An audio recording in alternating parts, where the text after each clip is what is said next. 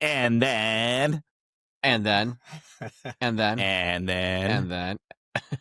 Is this the episode where we just quote, "Dude, where's my car?" for yes 2.5 hours? I'm sure we'd like that. I'm sure the Oregon Great State movie. Athletic Department would like that if we took a break and just quoted a stupid ass comedy for a long time. But I don't think that's gonna happen. We can save some segments for "Dude, Where's My Car" talk, I guess, on this, the 197th episode of the Belligerent Beavs podcast. Not even your first or second media hit of the day for one JP Bertram, the Trill J at the _Trill_J. He's too Trill to be real. And he was real live on the Bald-Faced Truth with John Canzano.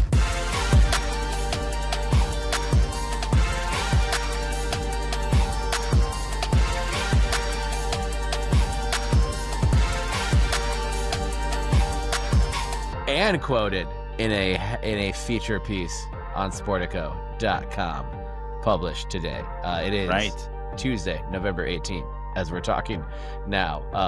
JP, you were on with Canzano like just a few hours ago, which is in some ways, and maybe in all the ways, but in many ways, a response to this piece in Sportico. I was mentioning to some friends earlier, it's always a totally normal football season when your podcast is mentioned in Sportico. That's what we all wanted going into 2025. What's up, man? How has your Tuesday been, Jay? Oh, it's been busy. Not the Tuesday I woke up thinking it was gonna be, to say the least. Mm-hmm. But it's been exhilarating, I guess is probably a good way to put it. Right. I mean, so I'm guessing most of our listeners at this point who are listening to the show have either caught Bald-Faced Truth live on the radio or have gone back and listened to the podcast. But just to be comprehensive here, why don't we just kind of elaborate on what you and John discussed? We can touch on the Sportico piece as well, of course, too, but just the big takeaways, from the conversation. And if not now, it's been a few hours since hearing your voice on the radio. If there was anything you wanted to get to, I know there was you guys were constrained to time a little bit, but if there's anything you wanted to add or make sure you got to, give you that opportunity. But takeaways from the conversation. I would say the biggest takeaway was, and it's not just John, but thank you, John, again for having me on. It was fun to chat. I think the biggest thing that I've found through all of this and thrusting myself somehow into being like a investigative journalist that I am not qualified to be, but what I've found, you've been labeled that by multiple people.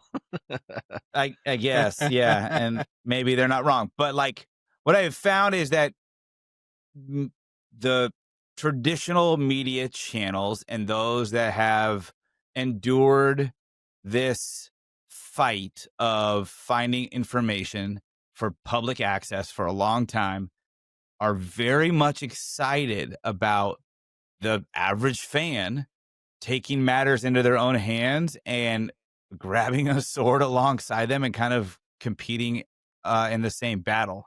And it was pretty evident with talking to John. It was evident when Daniel Libet interviewed me for the article. And I just think that it's a good thing when people are asking questions. It's a good thing when people want to hold institutions accountable, not just the institution in general, but those operating within a high level of those institutions, because they're the ones making the decisions that impact people for a very long residual period. And like we've said on the show, we've talked about it at length, but their decisions today don't truly impact them 5 years from now, 10 years from now. They're getting paid for today. But what we experience is like a salary for our loyalty that rises and falls with the decisions that they're making. So there isn't that kind of like feedback loop for them. And a lot of times, as Daniel pointed out in the article, access to information was a privilege. It was something that that universities and institutions could use as currency to keep people close, but also make sure that some information, if they didn't want it, widespread, keep them at a distance. I mean, it was just this way to gauge who can hear what, know what, be told what, be trusted with what. And you wanted to, one, get a seat at the table by, being somebody that could buddy up with the right people or donate the right amount of money to get that information. And now that whole barrier has been erased. And I'm not saying I did that, No. but I would imagine that this is something that other universities and institutions are experiencing. And it's kind of freeing in a way. And it's kind of nice because I do remember times where I would, even as a student, be like, well, what is going on? Like, I have no idea what decisions they're making or why we got to this decision. I wish someone would clue me in. And all this time, people in, traditional media outlets had this tribal knowledge of how to do so and the connections in order to get what they were seeking quickly. Knew that there was maybe some areas and feet they wouldn't step on because they needed to ensure that they still retain the access that they require to perform their jobs well. But none of those things apply to us. Like we've talked about, if we had one listener, we would still do the show. This is in our careers. Mm-hmm. And we don't need to be donors or recognized members of the media to like get information that we want anymore. And that is fairly groundbreaking, but also very empowering for the average fan. But I also think it like, culminates to the fact that it's empowering to the institutions. If you can embrace this new age of information and fan engagement, you will fly. But if you try to gatekeep, I think that you will face a very long road because it's just not feasible anymore with the access of information and the ease of access to information. So I think what we've done thus far is fun, but I kind of am excited to see what happens next with our fan base and beyond. I agree with you. I hope that the other fan bases do the same thing because I think it can be empowering to universities. I also think that it can strip some power as well. Like in this case, we still don't know what Brent Blaylock and the rest of the athletic department, Scott Barnes, did or did not do. But or decided and did not decide. Right. But if they did do something malicious, hopefully what you are doing makes them and other universities think twice about doing things what they think is behind the curtain that no one's going to find out about, and they are the gatekeeper of information. And so that's not going to get out to the public because they're not going to tell journalists, and journalists aren't going to dig that much because, like you said, they'll lose access. Whereas us, like Scott Barnes wasn't going to talk to either, like any of us, no matter what. We've tried. So like we have nothing to lose. I mean, the number of times I've introduced myself to Scott Barnes in person, I can count on two hands. Yeah. And every time it's like, oh, cool. Who are you? Like, I get it. He's busy. I'm not assuming or expecting him to know us as a podcast. Yeah. But, after a handful of times, don't you think facial recognition, like within your own head, you'd go, "Hey, good to see you again," or anything. Nothing. And so, yeah, I mean, And who'd be bothered? I don't think that that's uncommon with other universities Yeah. either. Like they deal with who they think they have to deal with, and gatekeep a lot of information that is behind closed doors.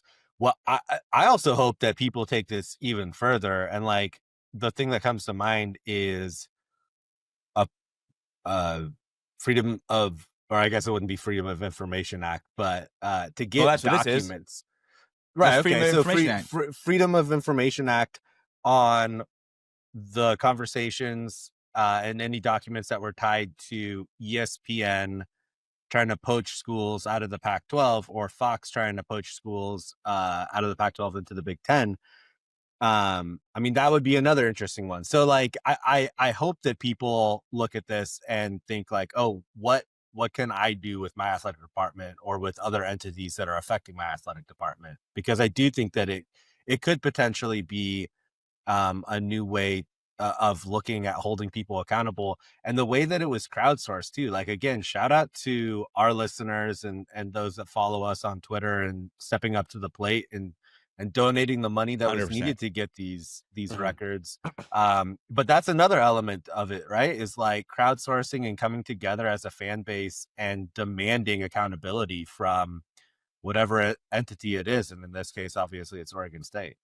Right. I wanted to shout out Daniel for that too, for not being, lost in the forest of the trees of that article. That a big part of this was, there's an exorbitant fee associated with getting these records released, and in the span of a day and a half, 19 donors stepped up to fulfill that goal before even people who would have supported it could even find it. And I think, discovery is coming for a lot of these big institutions. So definitely the events of today took me by surprise. JP, props to you for being the front man on all of this. I knew this article was coming. Didn't know it was necessarily today. Obviously, Canzano reached out, and I appreciate the hell out of him inviting you onto the show. Been a fan of Canzano and a subscriber of his for a long time. So if you're listening right now and haven't found JP's interview with Canzano, for sure go check that out. Man, so we are currently still awaiting the invoice for the $2,500-ish that elusive invoice. But they've acknowledged that we intend to pay and that an invoice should be on its way, not trying to. They acknowledge that their invoice has been sent to OSU accounts receivable, and shout out accounts payable at the Kerr Administration Building when I used to work there, deep in the basement of Kerr Administration Building. Sister organization to accounts receivable. Mary Page, that's her name. Shout out Mary Page. Yeah, Benny, did you work there with me? Hell yeah, yeah. Deep in the doldrums of Kerr. No windows. Just printing off Staples. Right. You'd print off Staples statements of like $50,000 receipts of from Staples equipment, and then you have to like file them in the right like bin, and then put the right bin on the right shelf. And then at one point I got myself roped into this whole project, and I think that's why we got you hired, Benny, was that we would scan all the invoices and digitize them because they were just sent in like boxes, like through the mail. And then there's a lot of daydreaming. This is some 2006 that shit. Yeah. You put them, you stack like, I even found like the optimal number. It was like 230 something pages that would not break the printer. If you put more than that on, it would. And you'd stack them on there and then just zzz, zzz, or the scanner, whatever it was. And you just like listen to them get scanned. And watched that stack come down slowly. And then also the worst part was we had this like ominous phone on our desk, like an old school, like curly wired, phone with the receiver that you could slam. It was almost like a rotary, but it had push buttons. Oh, okay. Yeah. Yeah. But like saw the, the handle in the back and everything else. Anyways, Miss Page, shout out to Miss Page again, but she was very concerned that somebody important might call the student phone. And I guess maybe it happened at one point. And said student was listening to music on their headphones and thus didn't hear it ringing, I guess. Oh, or yeah, probably was like, why no is it ringing? Policy. So she had a no headphone policy in the era of a brand new service called Pandora. That was like God's gift to boredom. And so I would do the whole like, high school like headphone up the sleeve and just like lean on my elbow and listen to Pandora for like hours on end and scanning Staples statements. So sometimes I got after hungry all that and put work, the hot dog up the sleeve. You couldn't eat in there either. Right. I know. Did you Shout really out put to a hot Miss dog up your sleeve? Page, she did try to push lunch, which shouldn't be allowed. It shouldn't be allowed. Who was calling that phone? Ed Ray? I don't know. It must have been Ed Ray at the time. Provost? I don't Bob know how long ago. I do feel like Bob poor Mary Mary was like, Bob, I need to talk to the student worker in accounts payable. Where's my stapler? I believe you took you guys were like Milton in Office Space. Yeah. Doing the that was my job after college before I became an investigative reporter. Yeah. That's so, amazing. Okay, so if you want to doubt JP and Betty's commitment to the betterment of this university. Yeah, we work for accounts. Did you provide service to Oregon State University in the windowless basement of Kerr administration? No? All right. Well, maybe we were account receivables, shut your mouth. and I'm waiting for account payables. Maybe I'm looking for the whole. Maybe they've already emailed me, and I'm just missing it. I don't think so. Full circle. Yeah. So okay, yeah, so did you work down there with their tiled walls and the eerie basements and the flickering lights? Oh man, with a headphone and a hot dog up your sleeve. There's no music and no lunch again, which shouldn't be allowed. And an ominous phone on your desk that you were worried would like be like death calling if it actually rang. You didn't know why it was so important. Right. It was like me and that other girl. You remember what was her name? Jenny? Was it Jenny? Oh, you know who I'm talking about. It was like me and her would work side by side, and I don't think I had one conversation with her. And I worked there for like you weren't allowed to talk a while. Yeah, you weren't allowed to talk to her. Anyone? Yeah. There's no talking, no listening to music, no eating. Just what are you guys doing down there? Printers. It formed my imagination. What's her job? Printers, to a new tables. The job is tables. No, actually, that is really funny because I ended up like formulating like an Excel spreadsheet to like calculate how many documents we would be able to process per day based upon how many hours we had covered in shifts. And it was almost like work to like pretend I had done work. So it was like, and maybe for myself, but also for the department, I would be like, we got 34,000 pages sent to us from Staples today. Talent for research was under your nose the entire time, Oregon State, and you did nothing. Nothing. You built this. Nothing. This is on you. Yeah. Yeah. And you nurtured it. By You locking did. me in a basement next to a scary telephone with no music, no food, no windows, and no conversation. Just research things. If you stop researching, you die. It's like sharks in the ocean. Kind of like that. Yeah. So thank you, Mary. Thank you, Mary. She was a lovely lady in She was great. Respects. She was a little. with She a lot was of a rules. little. She had moments. She was very afraid of, if I recall, bird flu. Yeah. And she also had very the beer pong disease. Animated conversations on her phone, which seemed to be allowed, with her mother, and called her mother, no. And she would like yell at mother on the phone while we were sitting behind her, like in silence. It like, just gets creepier and creepier. Mother. Now that I'm saying it out loud, yes. These kids don't have windows or food or music or talking. Yes. Mother. But she did run off a few times. Be like, I think my mother has bird flu. I have to go. And it would like just disappear. And I'd be like, yes, mother has Pandora bird flu. time. Oh, such a good excuse going forward. Right. My mother has bird flu. I have to go. The phone was ringing from the doctor with a cure for bird flu, but he wouldn't leave a message because he didn't trust voicemail. So you had to answer in order to get the cure. Okay, so moving on.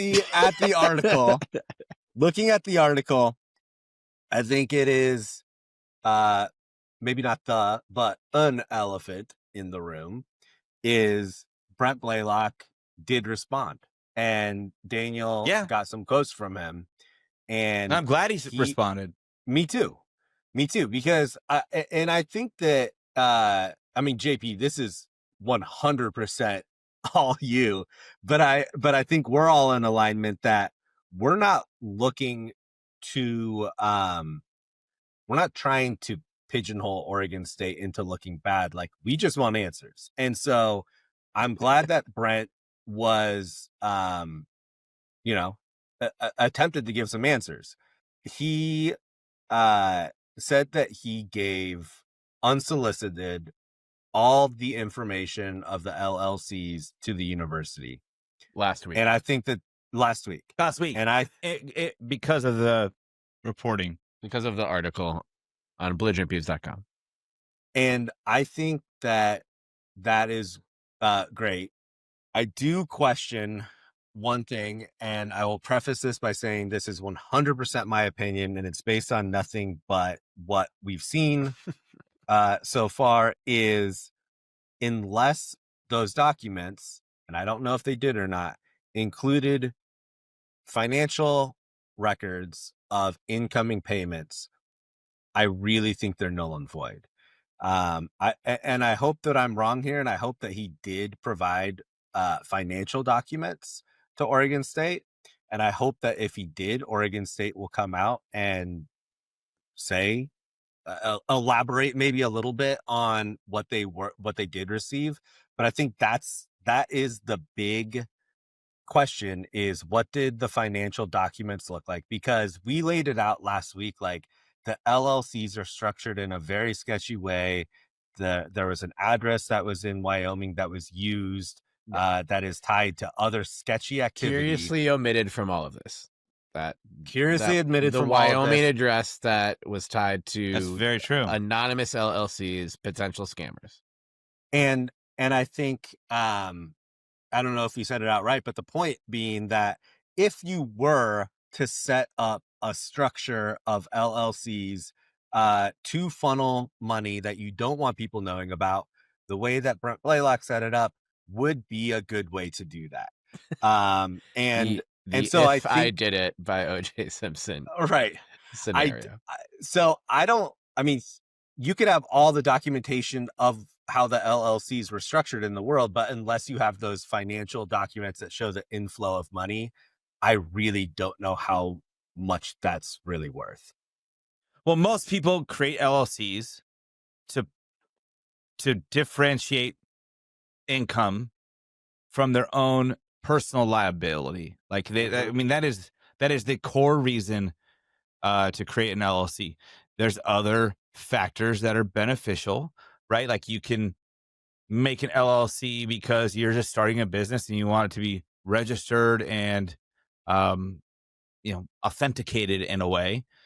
And you could maybe still financial separation motivated, make an LLC that has no ownership over anything, but a lot of payments outward payments go through it. And then, of course, there's estate planning, right? Like you can have a trust almost of LLC ownership that protects your assets for future generations and ensures that like whatever happens to you, whatever comes out about you, whatever decisions you make does not impact the ownership and the future determinate ownership of your LLCs.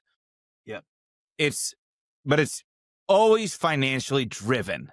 Mhm. Always.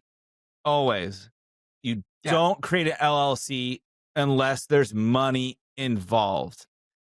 And again, they could be totally benign, nothing nefarious in the circumstance of Brent Blaylock's LLCs. But like there was and is a code of ethics that the university has every employee abide by.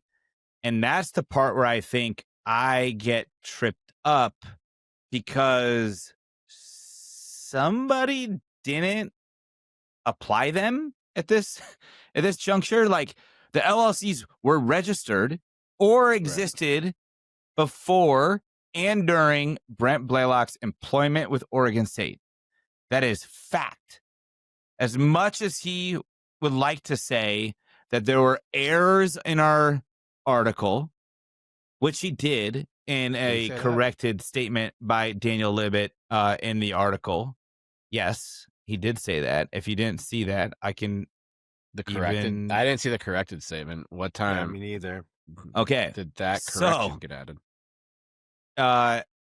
Later. Okay. I guess is the right way to put it. There's no timestamp on the correction.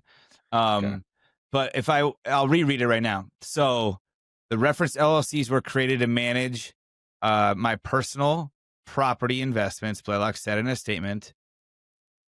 Oh, it's going crazy. Okay. First of all, let's backtrack a little bit.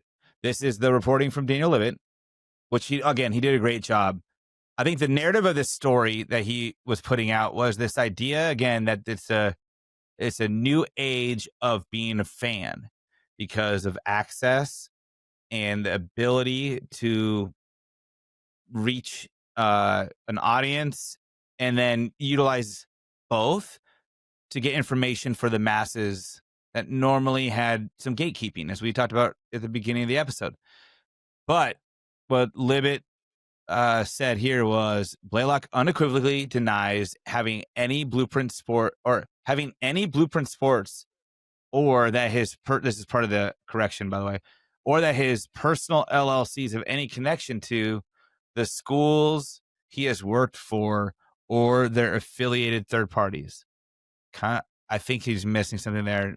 Again, that's a change from the correction.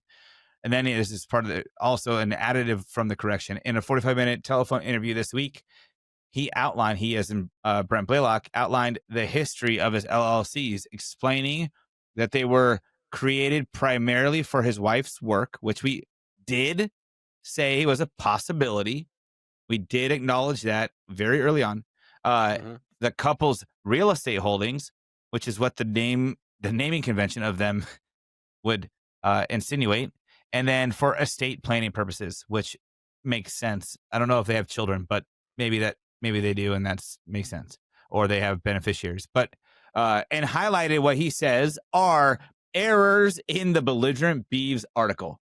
I have reached out to Daniel to clarify which errors were pointed out, because everything in that article is cited and backed by evidence. Contractual, documented, government grounded evidence. There's very, very, very slim margin for error in the way that I put that article out by design, because it wasn't a hit piece as much as it was, these are things I found. Here is how, by definition of time, they play out in order. That drives me, and understandably others reading this to question what's going on. So I would love to know what those errors were. Again, Brent Blaylock, you could come on this podcast. I did add you on LinkedIn last night, and you have not accepted, but I would love for you to accept, and I would I thought you were black. invite you. Oh, no, it came back. It's not 404 anymore. Isn't that weird? Yeah. It was definitely 404 for me for multiple days. Multiple days. Not just like one-time click. Multiple days. And now it's back. So Okay. I added him because I would like to invite him to join us. He has I think that comments. He has thoughts. Yeah, I think that would resolve a lot, to be honest. Like, so we could ask him these questions because, he said that these were related to rental houses, which I will say, like, not Personal terribly property uncommon. investments, which is Not even more vague than rental properties. Right. So I mean, it is not necessarily uncommon to set up an LLC for a rental property. I would say that it doesn't. None of this changes the fact that the LLCs were set up in a very weird way at addresses that he clearly didn't live in, and a timeline again, of coincidental overlap with Blueprint Sports, right. partnering with the universities of which he was employed by. Culminating the insistence to sign this garbage deal with Blueprint. Yeah, that part's the important missing piece. Yeah, that's the crux of it. And I think that would probably be the most important We're question. not just right? like, hey, Brent, look at all these LLCs. If the Blueprint deal wasn't awful and Kyle Bjornstad had essentially lost his job because you insisted on signing this deal. Yeah, we know that there were other deals in place. And that wasn't reported by us. That was literally reported by John Canzano. Yeah. That he had, very... Maybe Canzano's blocked on LinkedIn too. What? Did you ask him on the radio today? No, I did not. But here's the part dynamic listening. Here's the part where I still find the Sportico statement of Brent Blaylock to be weird. Like, not interesting, not sus, like just weird. This is a conversation that he must be having with Daniel Libet about his LLCs. Right. It's a conversation that he's clearly aware is framed around us outlining a timeline of events, including these LLCs and why we find them intriguing. He has alluded to as much. But the part of the reference LLCs were created to manage my personal property investments. Okay, leave it at that. That's like still, it covers, your rationale, but it doesn't answer everything, but like whatever, like it's acceptable. But then he elaborates, and he elaborates on things that like we never, even in the article. Can I read this word for word? Just because I have it. We didn't infer it, nor did we accuse it. But he still came out proactively to say this, and that to me was like, what? Go ahead. This is so the full quote is the reference LLCs were created to manage my personal property investments, Blaylock said in a statement. I have never had any ownership stake or personal financial relationship with Blueprint. Last week, I took the additional and unsolicited step of turning over LLC documents and rental agreements to Oregon State, in addition to having a detailed conversation with them this week, so that they can independently corroborate the validity of these personal LLCs. That takes about 20 seconds to read, and Libet does say there's a 45-minute telephone interview. So I don't know what Daniel chose not to include here, or if any part of that 45 minutes was, just things that were off the record, or just kind of elaborating. So I'll leave some room for interpretation there. That this isn't the entire transcript between his conversation with Daniel, but that is interesting. Well, like the most interesting part is the ownership of the denial, and like literally the first statement after explaining the reasons, or at least the publicly proclaimed reasons of the LLCs, is it goes from LLC defense, again, fair. It's Sure. not Yeah. unheard of for people to create LLCs for property. They're still not the deed holders of said properties. Doesn't mean they're not used for them, but it's not a standard way to create an LLC to protect an investment. But then it is, at least in the way it was quoted, it immediately jumps to being defensive. I have never had any relationship or have any ownership stake or personal financial relationship with Blueprint.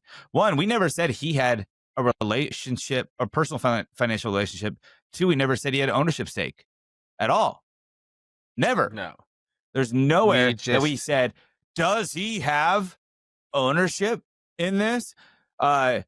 Is he personally financially invested? But like, yeah, fine, maybe as just an aside, but nothing. But in just nothing saying on that record. this deal doesn't pass the smell test when holding it up to basic logic, and the deal that deal, even with all we know now, doesn't pass the smell test still. But what if he's not lying? That's the point of the LLCs. He might be telling the truth. I mean, for all accounts and purposes, he is telling the truth, saying, Brent Blaylock, has never had an ownership stake. And Brent Blaylock, I've never had a personal, he says personal, he even caveats, I've never had a personal financial relationship with Blueprint. That is a very, very, very safe statement that is also cloaking a lot of the unanswered questions around the LLCs that he's discussing immediately before that. I did not have personal relationships with that NIL organization. Relationships. Blueprint Sports. That's a terrible Bill Clinton, but I'm sorry. That was, as you were just quoting it, that was what I was thinking of the whole time, was the Clinton Monica Lewinsky denial. What's interesting to me is that he didn't answer the question that was at the crux of the LLCs, right? And we talked about this, like, exactly. Why was that deal taken when there was a better offer on the table that you were notified about in the time frame that you gave? And like, that is what needs to be answered. Right. And why were you a dick to Steve Johnson, man? Like, yeah, but that part where to this me, all started. that makes more sense to me now. Yeah, because of this. If look, this was he wanted to protect Blueprint and Learfield's stranglehold. Bluefield, Boise State. Yeah. Damn it. He wanted to protect those strangleholds on the property. That is, yeah. Well, he didn't want to be diluted, I imagine. Yeah. There was a persistence to get the deal done with Blueprint and Blueprint only. It's been reported that there was a better financially beneficial deal for Oregon State. Even at the 11th hour, it existed. Lockerverse had a better deal. John Canzano reported the terms of that proposal. Right. That deal existed. Yep. And yet it existed. And they told Scott that Barnes acknowledged that Brent and I have looked over the deal. It is not sufficient to what we have with Blueprint. We're moving forward with Blueprint. And at that point, Blueprint's terms were either unknown to Oregon State and everybody else, or just everybody else. Right. But they did still know went with it. That their behavior was underwhelming and unprofessional, according to Oregon State basketball alumnus Kyle Bjornstad, and they figuratively told Kyle to go fuck himself. But I think right, and also Steve Johnson alumnus, at least when you're talking about Brent Blaylock. Yeah.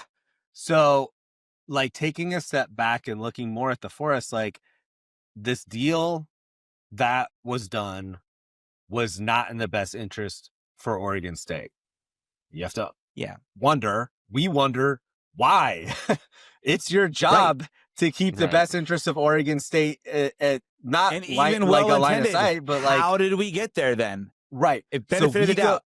So we, being JP, go sniffing around and trying to make sense of it. And he finds these LLCs. And these LLCs, again, are structured in a way that doesn't pass the sniff test. So that still seems to me, and I think to you guys, as the most logical explanation of setting up something fishy that benefited Brent Blaylock. And if it didn't benefit Brent Blaylock personally, then who did it benefit? Because it didn't benefit Oregon State, right? It didn't benefit Oregon State, and that's what the deal was for. So if it didn't benefit who you were signing the deal for, who did it benefit? And the most likely person is going to be the person that signs on the dotted line, that was making the decisions, and that was very clearly Brent Blaylock. So if it wasn't for Oregon State and if it wasn't for Brent Blaylock, then Brent Blaylock owes us and Beaver Nation and the journalists that are covering this an explanation of who did it benefit. Right? Yeah. I mean, we've asked that from the beginning. Who does this benefit? Benny, when you pulled up that UNR article from 3 years ago about their agreement and partnership with Blueprint Sports, and said, you were like reading it live, and you're like, oh, and they take it was like the final line of the article. It was like, oh, and the only terms of this deal is that Blueprint Sports takes 20% of all NIL revenue. And that's when we were like, what? 20%? If they're taking 20% of our money that was now like much lower than that, or at that point, much lower than that, that's bad. Yeah. And then it was worse. That's way the part. Worse. It was way worse. So again, how did we get to that decision? Why did we get to that decision? I think the why answers the how, obviously. And if we know why, then we could, walk backwards to see what led to it and how, and then hopefully remediate those decision-making processes to fix what is clearly a troubled Oregon State athletic department right now. Yeah. I don't even know how to put it lightly at this moment. You can't put it lightly. I mean, there's great people in the athletic department. There are people working their butts off. But as a collective unit, this has been the roughest go. And not just from conference realignment, but from everything. Maybe an athletic department cohort has ever experienced. Ever. Yeah. And some of it's maybe out of their jurisdiction, their reach, their influence. I get it. Some things you can't control. You can react. Some of them are theirs to control, like this one. And yet, amidst all the chaos, this was the decision that we made and then walked it back. Do we walk it back from public scrutiny? Well, that's doubled down and do we then walk walked it back because we found right? Worse. Multipled it down. I would say that my PR tour was much better than Scott Barnes's and Brent Blaylock's. I don't even know if yours would be a PR tour because you weren't really PRing anything. Well, the optics for you are already good. Yeah. My media tour. But correct. But would you guys say, you handle yourself much better? So again, like looking at it full scope, Brent Blaylock comes out and he says it wasn't the LLCs, but that, like JP, you said, is like is being defensive. It's like, okay, well, if it's not the LLCs, that's the thing that makes the most sense right now. Like, you have to tell us what it is, because there's hopefully we get that with our records. I really hope so. I really hope so, because for Brent Blaylock to say like it wasn't the LLCs, oh boy, that's a logical next question is, well, what caused was it? decision? And that's what we're looking for. The LLCs were accidental fines. Yeah. Like, Right. I think that that's a very important distinction. Those were accidental fines. And then it was a rabbit hole that I could not resist because I'm like, what? He has an LLC? Like, Oh, I could just look up his name. There it is. Didn't expect to see anything when I typed in his name. I thought, no way. He works for a university. He's a high-level public official. No way that there's an LLC in his name. There it is. Whoa. Okay, well, what's this and associated you won't with? Believe what address it is. Yeah, no. And then it goes to that Winston Duke and Associates. It's like and then Winston Duke Silicon and Valley Associates based in season Arizona. 4 shit. It felt like unreal. Just like peeling back that onion felt unreal, and then it felt almost like my world around me was warping when I realized the time of said events, because it was like, you're like Matthew sometimes you go, McConaughey and coincidence, this is funny. Coincidence, this is funny. Coincidence, this is funny. And after a while you go, oh, see, just coincidence. I knew I'd find a point where I'd go, I'm just finding reasons to make this seem logical, right? Like anything you're pursuing, you almost always find like answers to, especially you almost always find that end where you go, I knew it, but I didn't want to admit it. I just knew this was the right logical explanation. This still doesn't have a logical explanation. No, because and finding it was like that. It was like, what? Well, and other than this, the best case scenario for Oregon State is something along the lines of Brent Blaylock and Rob Sign had a conversation. They had agreed through a handshake, but it wasn't signed yet. And Brent Blaylock in some way like felt bad that he would go back on a handshake deal. Like that is the best case scenario. And I will tell you, like, there is no way that someone that has the experience that Brent Blaylock does working in compliance did not break those numbers apart in every single way that he could to make sense of it. And we could, on just a very high level, go, well, this is clearly the worst of the two deals, right? And so there's no way that he didn't pick those numbers apart. I mean, if he didn't, I don't know what to say. That's the biggest blunder in business history, right? Like, how do you so clearly go with the other option? So, I mean, that's best case scenario, is that there was some sort of obligation that he felt to Rob Sign. And I would like to know what that obligation was, if that is the case. But something happened. And that's the other part that is interesting, right? The initial response was, I mean, to the Oregonian and to John Canzano, I believe, like, I don't know Rob Sign. Never met him. Never interacted with him. Have no personal, professional connection to him.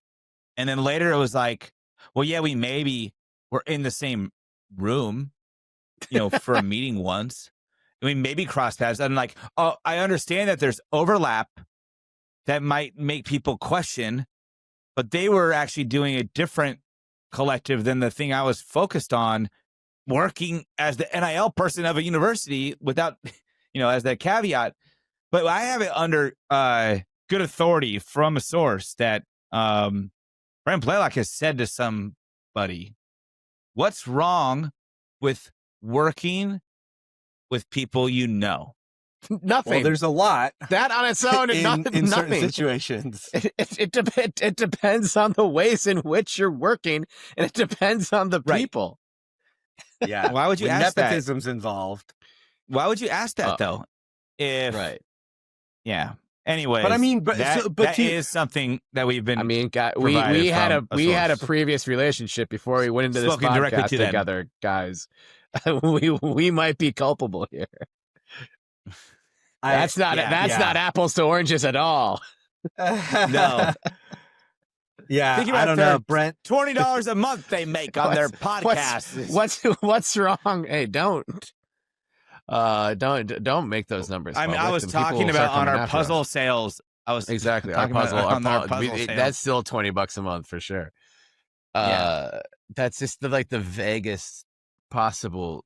Like, what's wrong with working with people you know? I mean, and to say that after like denying knowing somebody, it's just weird. But that's it. It's just like weird. It's so much of it's weird. so taking weird. everything he says at face value. Yeah. Can you do that? Yeah. Like, can you really truly do that? That's the hardest part. He's kind of dug himself to this corner, and again, maybe he just wasn't prepared to say the things he was supposed to say that would 100% accurately reflect what is going on, and maybe panicked and said certain things at certain times. I'll forgive that. I get it. Sure. That happens to really the best of us, and maybe all of us, but like, not on this podcast. But not on this podcast. Absolutely not. Sure. Everything we say is truthful. No one's ever panicked or gotten factual. worked up on this podcast. No. Never. But look, But anyways, we're working with what we have, right? Yeah. Like, we are working with what we have, and all we want to know is the truth.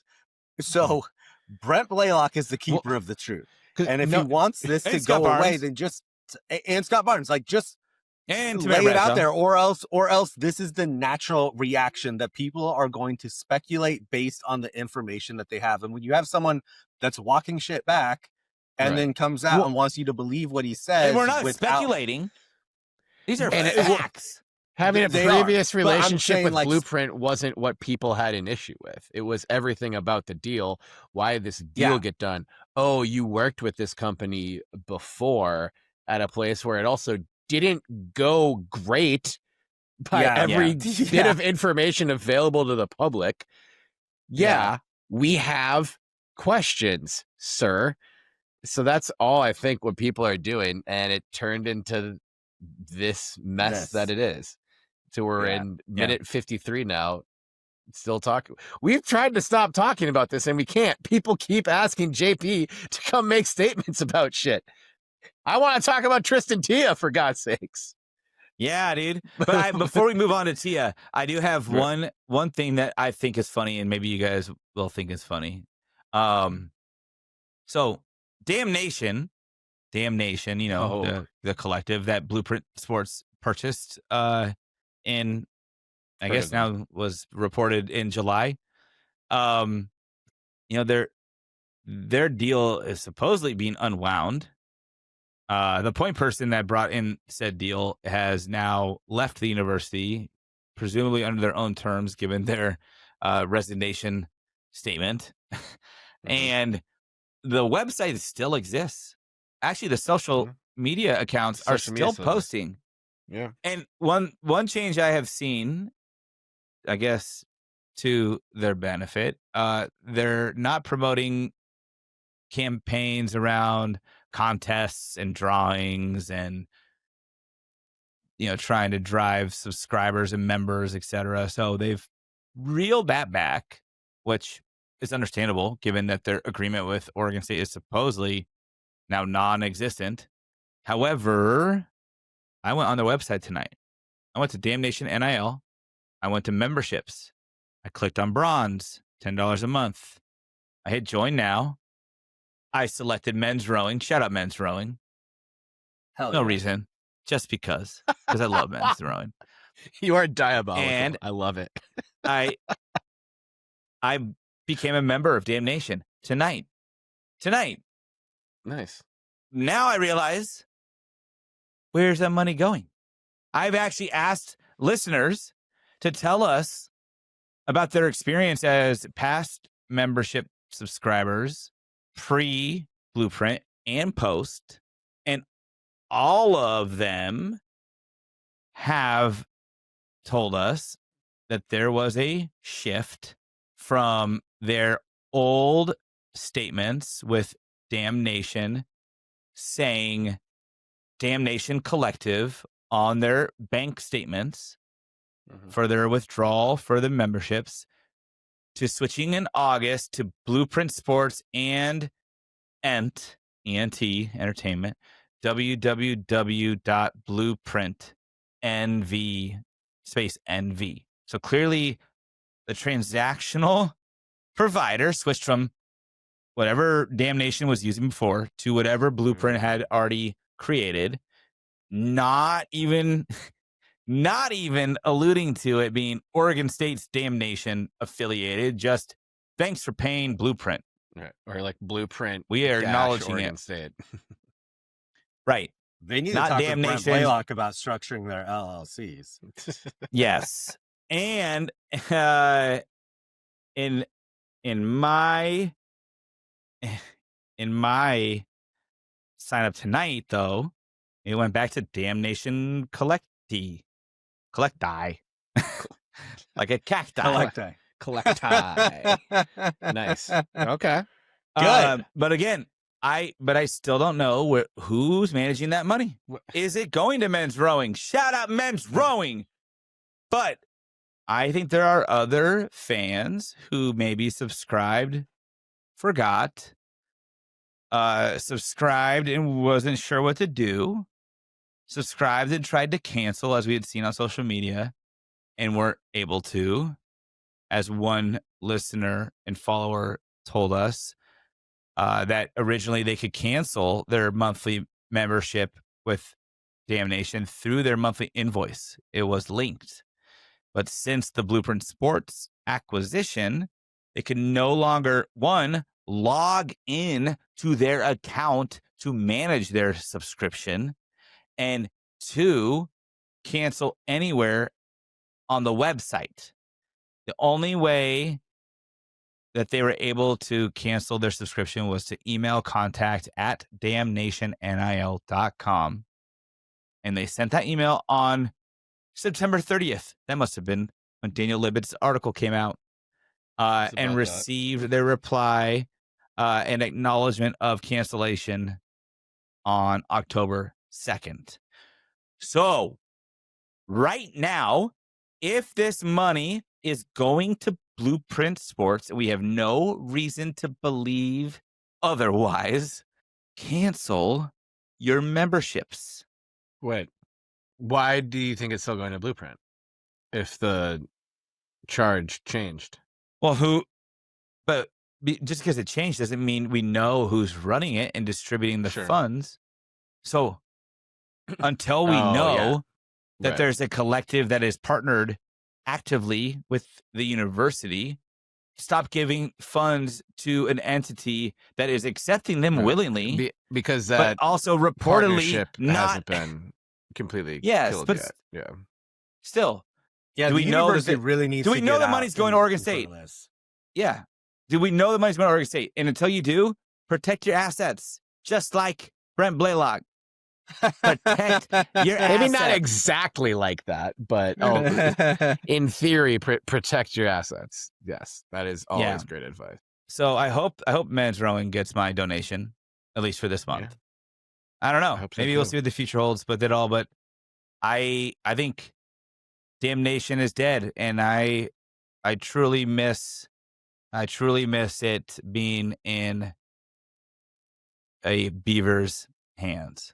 Yeah. Honestly, when it felt like you knew that what you were doing was contributing towards your passion and things you love.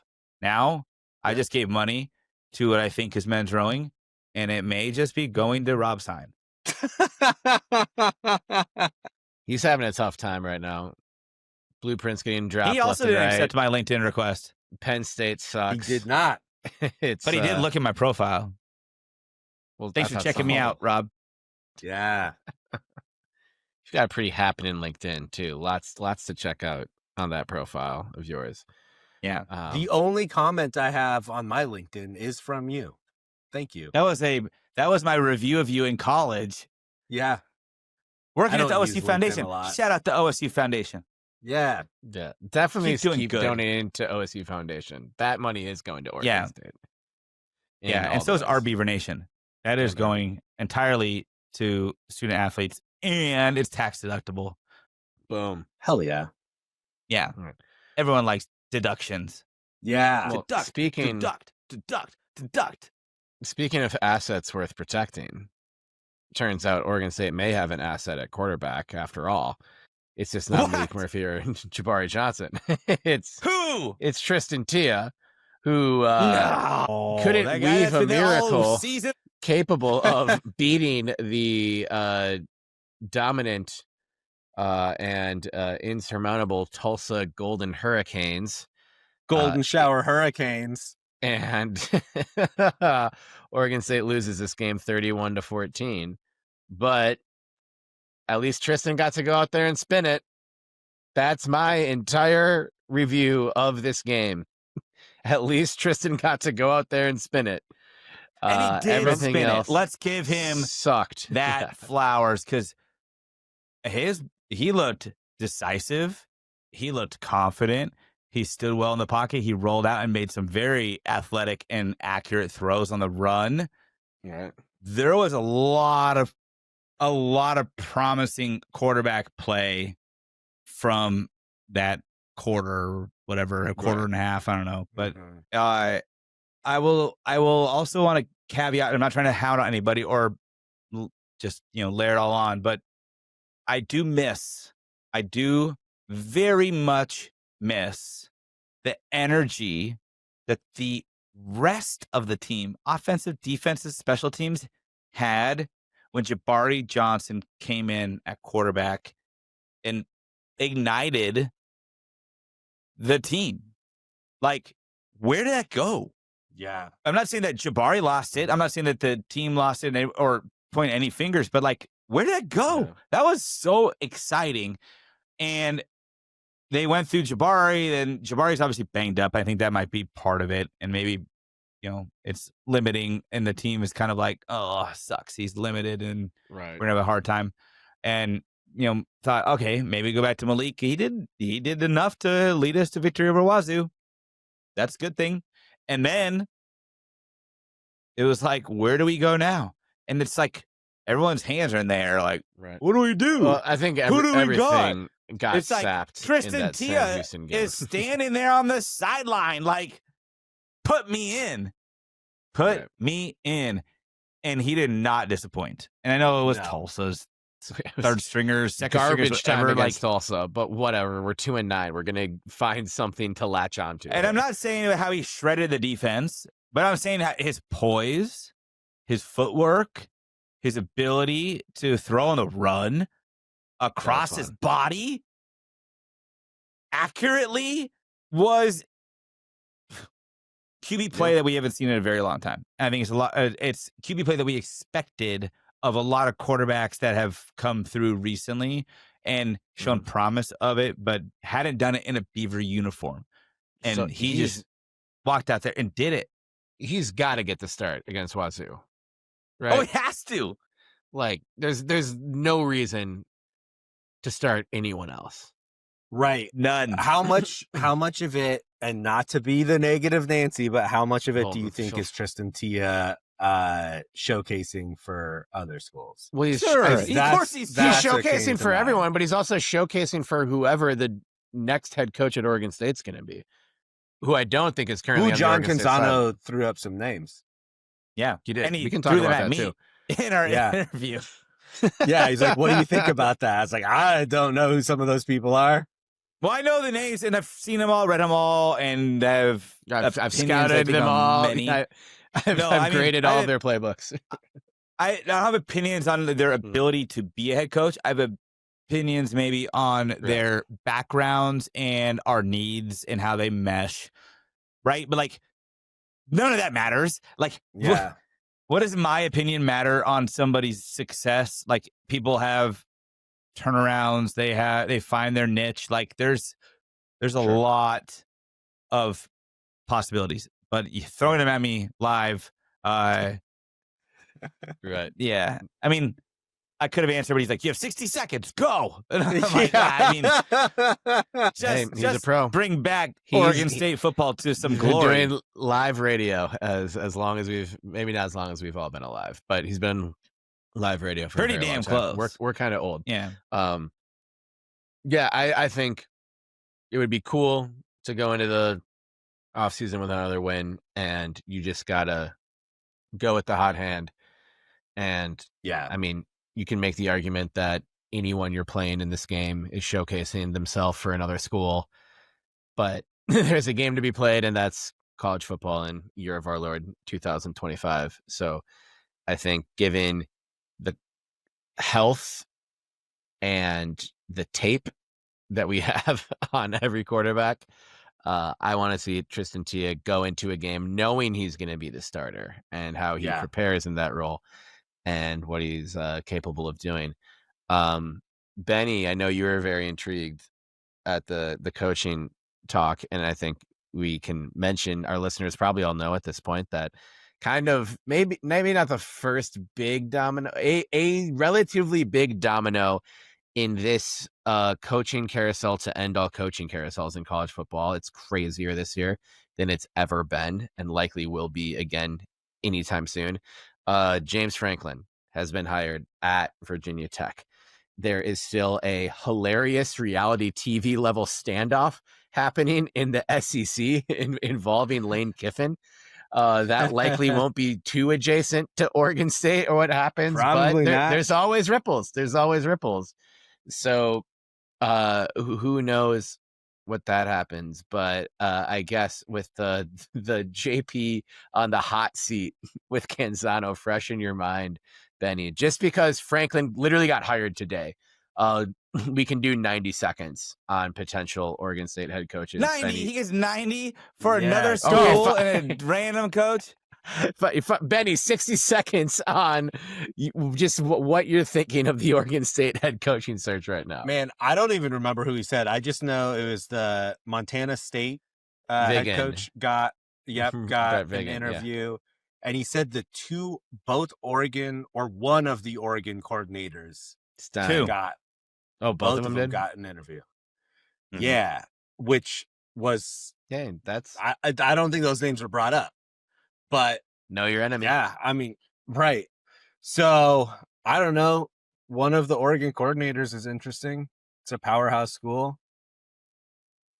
You know, it's the nicest thing you've ever said about the University of Oregon. Yeah, I don't care. I honestly JP just threw up in his mouth when you said it's a powerhouse school, and there was no but coming after that. Yeah, I mean, like, if you can get a coordinator from a good program, I'm down for that. No, I don't even care. I just want Oregon State to be good again. Yeah, and I want the best possible candidate. Sure, but here's my problem with any Oregon coordinator candidate is, where have they proven that they can recruit in a situation that Oregon State is in? That's a good point. That is a really good point. And Montana State's coach would be probably able to do that better. You're right. I don't think not to say you can't, but like, their success is stemming from multiple 5 stars and an entirely 4-star roster that they were gifted on a silver platter thanks to Nike. Yeah. And they've coached them well, sure.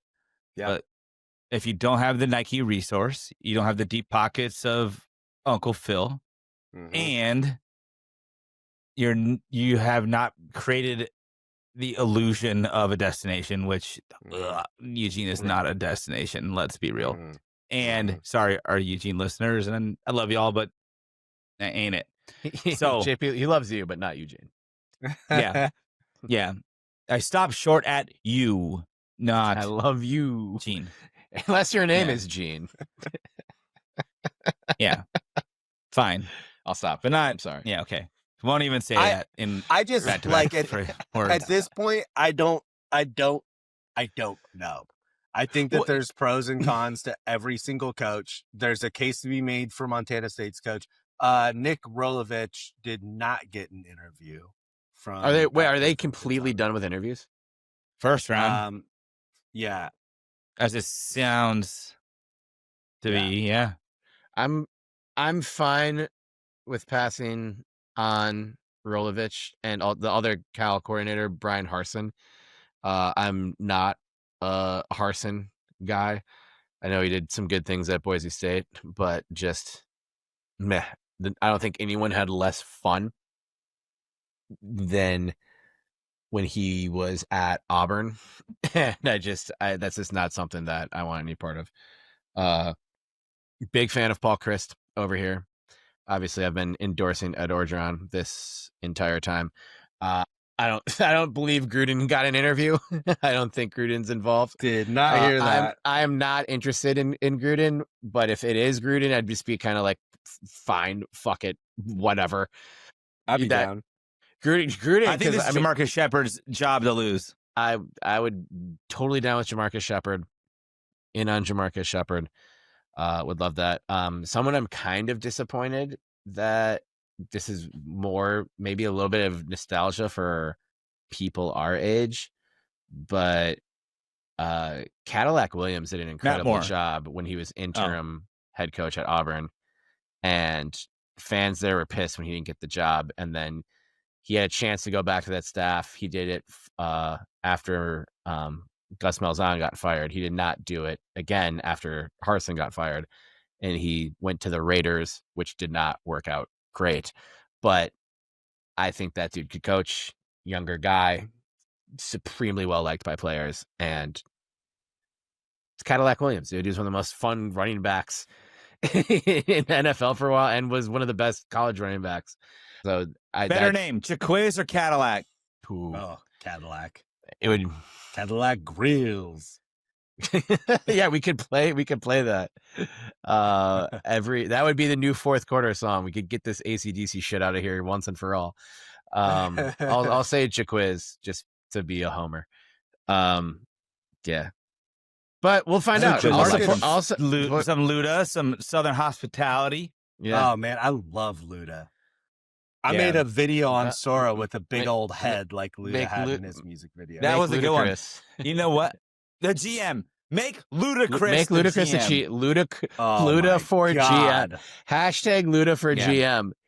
Hey, we got Brent Blaylock fired. Let's get Ludacris hired. What an upgrade. What an upgrade. We didn't know. We're thinking about legally. All right. Everyone knows this is in jest at this point. Yeah. Sorry. Also, you can edit that if out. it's not Luda for GM, well, if it's Luda for GM, I think we should make Craig Robinson 80.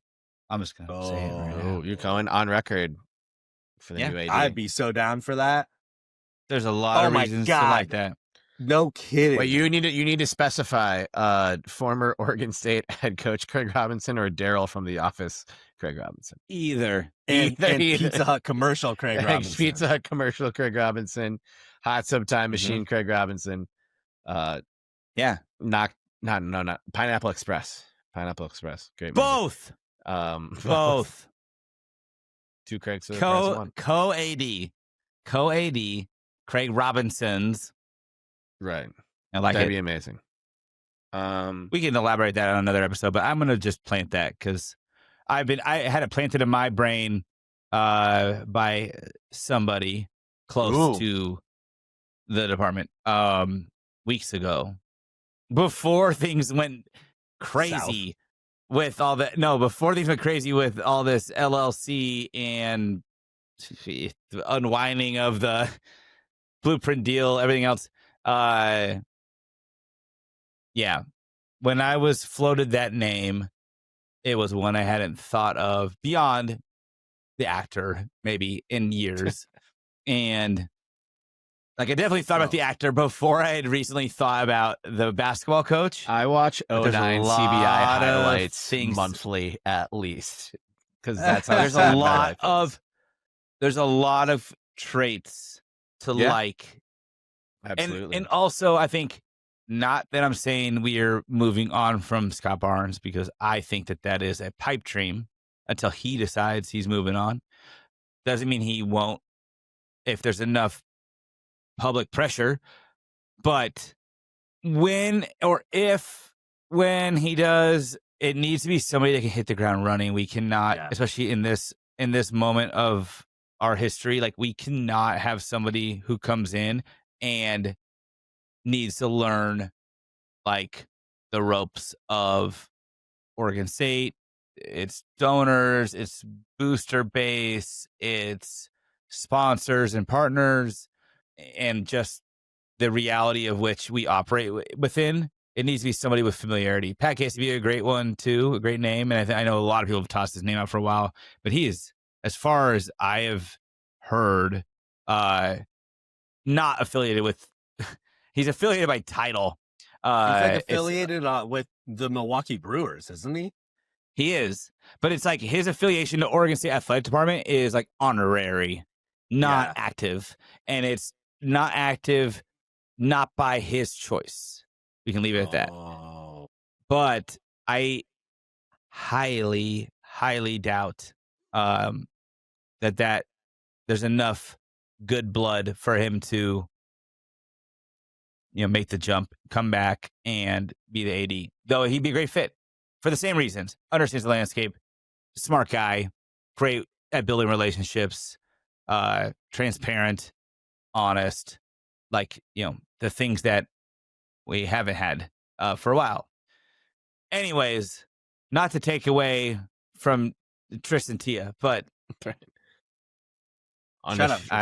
undefeated Oregon State women's basketball. I think if we have Craig Robinson, Luda, we're bringing back Tristan Ti'a. If we have a Beaver running Craig Robinson, damnation, Luda, and my $10 goes to men's rowing, Tristan will come back. Yeah, that's like until we can confirm all three things. 5-leg parlay that we need to hit everything. Jamarcus Shepard comes in as head coach. Yep. If we hit, bring us to Vegas on your dime, and we'll just hang out with you like Jonathan. No, hell yeah. Well, Jonathan Canzano. I don't think his name's Jonathan because it's an H, but Jonathan, like, big spender Jonathan. We them boys. Jonathan Smith. We them boys. Deep in the register for that, and but we'll be in Vegas and we play Cadillac Grills and Cadillac Spills for the women, the Western Conference, West Coast Conference. Western Conference Finals and the West Coast Conference Finals, which will be in Vegas. And I don't know if Oregon State women's basketball will have lost a game by then, as they are 4-0. And they beat Utah State today. Incredible by a lot. Field trip day, and beat Illinois, a very good team out of the Big Ten. Suck it, Big Ten. And a little Ruick 10 is in somebody his bag suck already.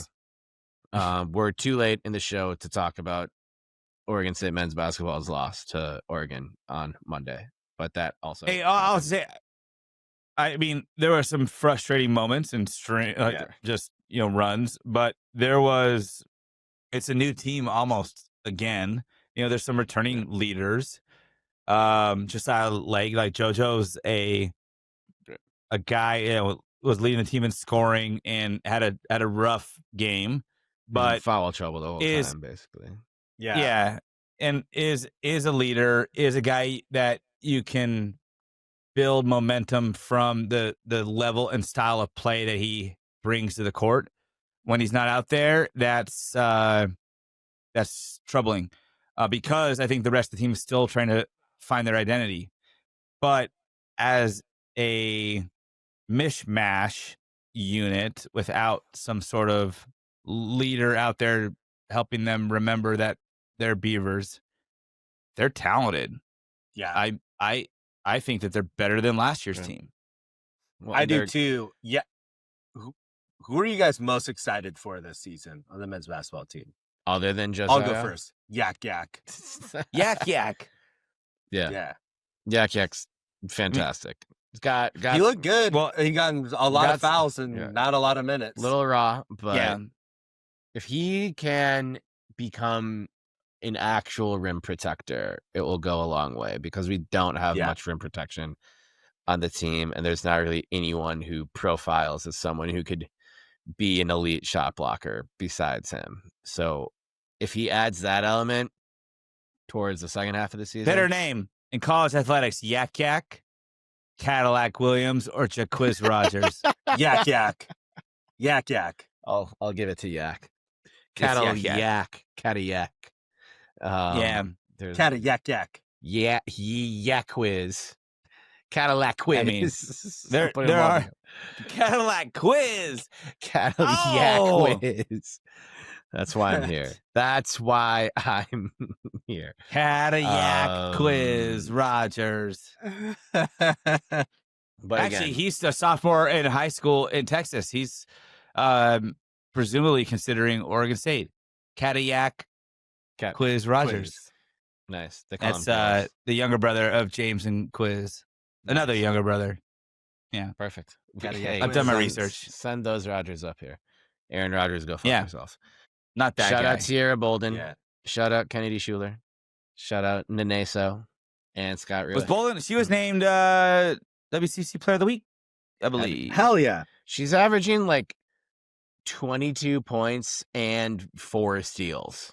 Like I don't think anyone on the men's team has scored 22 points or gotten 4 steals in any game. What That's did probably Josiah get? just I don't think he's gotten 22 points. Well, I mean, exactly, no. or like eclipsing. Above. been Yeah. playing more I don't think anyone on the team has gotten smash 20 mouth points or more. basketball over there. Yeah, dude, they really are. Sierra's her, man. She's so fucking good. Clearly in the lab all off season. She's been on a mission. Josiah these Lake last got 4 games. 22 points against UIC Yeah, idiot. 11 days ago. I'm kidding. I'm sorry. That was Mistaken. Oh, Yeah, and that but- game he was 6 for 9 shooting. Nice. Nice. And he shot 7% from field goals. Sure, I'll do it. Whatever. I don't. You love it, Terry. I Don't do. be I love it. old man Wait, shouting at when they clouds. when the women's team, because today was the field trip game, so just sold out Gil, like pretty much all kids. And when they hit, there's a great video that the Oregon State women's basketball account shared of Tiara hit the free throw. They won 71-52, but Tiara hit the free throw to hit 67 exactly.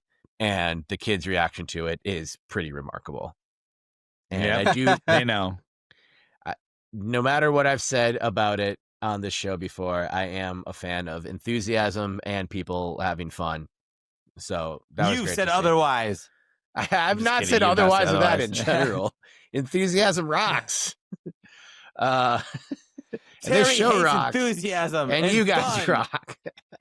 Yeah, this podcast really, really has lacked enthusiasm on all parts through its entire 197 episode history.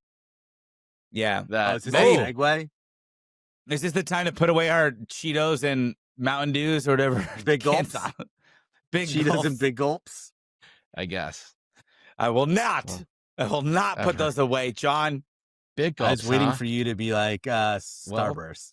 See you actually. later. Yeah. Starburst and Actually- fiery Cheetos. Yeah, God, Flaming Hots. When was Yeah. the last time you had a big gulp? I don't Oh, remember. When we lived Maybe right it was by that episode Smitty's? 5. I don't know. Oh, episode 5. I remember it well. We're just I kids then. don't. Yeah, I do. I don't remember like I would- no, episodes 1 through like I thi- 150. I think I remember I was 5. I think constantly taking edibles. I think 5 was the 5 sticks out of my mind because I think that was the one when Larry Scott stepped down. Like it's like We that's started why- this when Larry Scott was still in charge. Yes. Yeah. Oh my Remember- god. You wrote a haiku about Larry Scott leaving, and maybe it should have been. You like, were so don't on remember. edibles. you were so you Yeah. were Just so on writing edibles.